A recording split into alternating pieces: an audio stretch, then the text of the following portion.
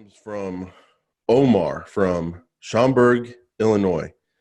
And Chris was nice enough to say a suburb of Chicago. Yeah, bro. I know. Geography was always my thing. I had a great fourth grade teacher. I think he put that. I think Omar put that in there. Oh, well, Omar, I know where Schaumburg is. Come on. But yeah, I had a fourth grade teacher, Chris. She moved to the Chicago area from Oklahoma. And I still think about her to this day because she was Wow. such a great teacher. She was a great teacher. And I met my Did best she friend in that break your class, heart? Yannick, my old best friend Did in she that break your class. heart?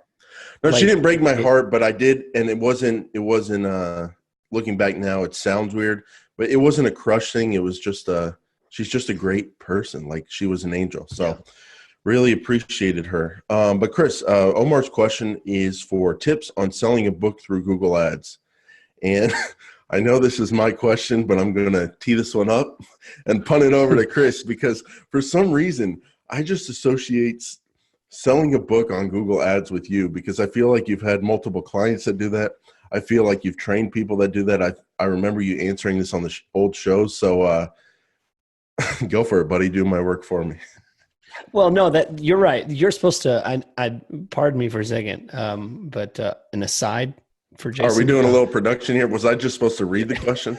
You're supposed to read the All right. question and So then for those ask who me. don't know, I've totally banned Chris from talking to me outside of show hours because he's such a, I don't know, he just tries to take my time up Yeah. and, so, Mhm. I just don't allow him to get to me. So I tell him to talk to my people and little Right. miscommunication, Chris, don't worry. I'm going to fire someone for that.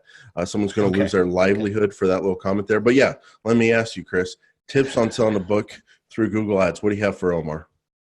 Okay. So Omar, I know you said a lot more in your message. I cut it down just to the core question you had, but here's what I would suggest. One thing that I've done Google search on trying to sell a book. And I've done stuff directly to Amazon. I've done stuff directly to a website. I'll tell you the difference between those.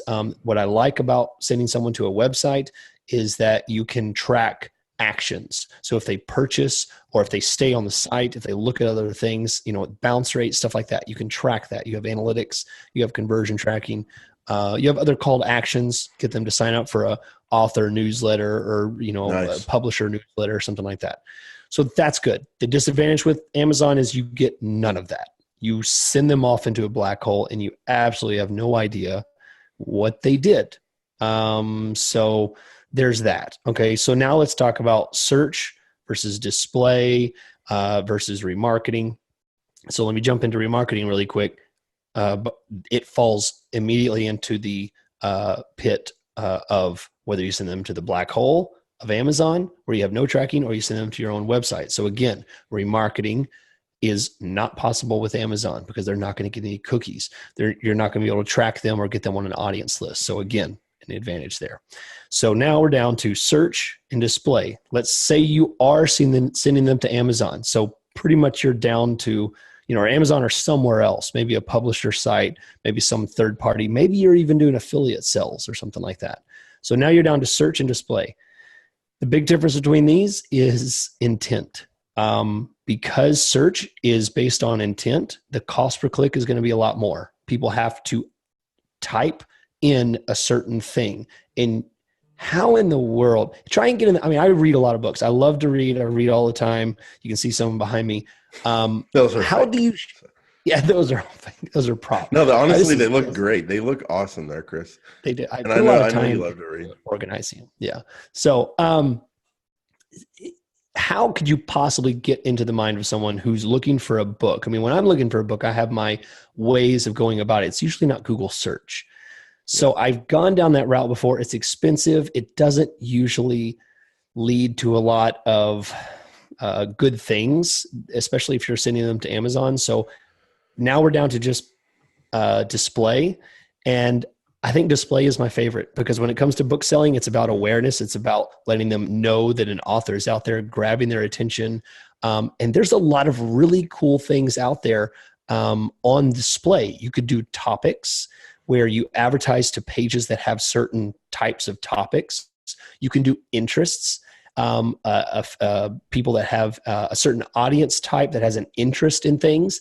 and look it up. There's even interests that are specific to sci-fi fantasy or goth stuff, or, you know, like all kinds of weird interests that are on the audience lists that are pre-made in Google.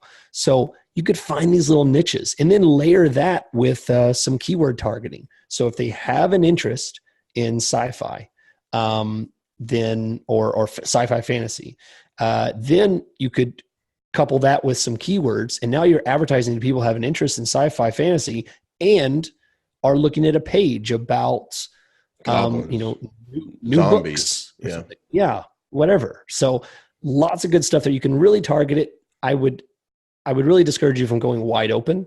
Just, you know, just like anybody who's interested in books, you know, readers, things like that. That's a bad idea. I would, because of the great targeting that we have in display, and go back and listen to our episodes about that, where we talk about display network. Use it to its best advantage. And I think that's your best bet there. Yeah, Chris, and I have that money mind, so I'm running the numbers here. And, you know, if you sell a book and you say you make like $7 a book or something like that, if you spend $30 a month on display, that's really not that much money. But all you have to do to make that profitable is just sell like 4 or 5 books. Maybe not that month from that traffic, but you can grow your overall awareness, and maybe in the future that'll help you sell 4 to 5 books per month. And you can get a ton of clicks, a ton of impressions if your cost per click is only, I don't know, on display 10 cents, 20 cents. So a small budget can go a long way. And I agree. I love that creativity with the display network.